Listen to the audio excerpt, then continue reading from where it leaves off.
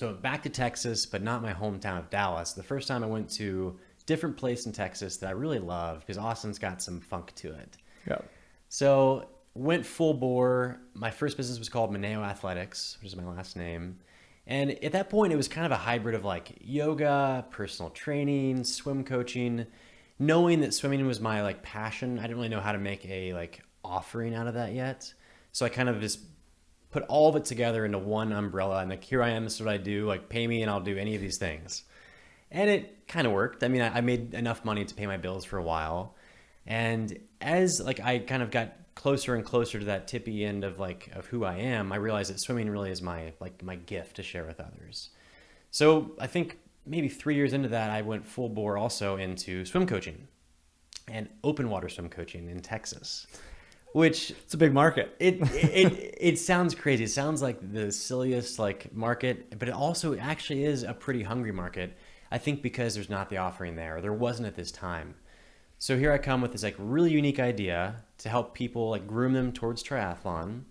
And a lot of these guys, it's overcoming a fear, which we'll talk about as well. So I had a very niche market, but a very, very like active, engaged audience.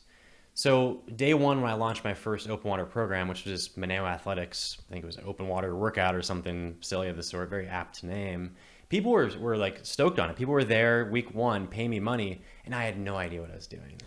I had to truly fake it till I made it because From a coaching standpoint, or like what you wanted to do with them? man, kind of both. Really? Like I think I knew what I wanted to do with them as far as create comfort and community and like a supportive environment, me being that support, but I didn't know how to create the shape out of that.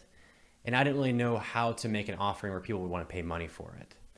So really week one and the first months, I'm sure, were very similar. It was me in a kayak and people swimming out to the kayak and back to the shore.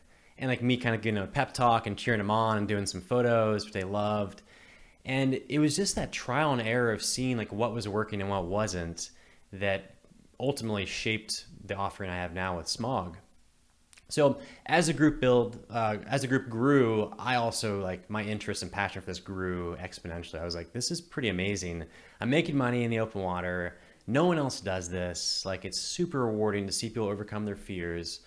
So at the time I was married and I was like, let's move to California. She was up for it. We moved to California literally for the ocean.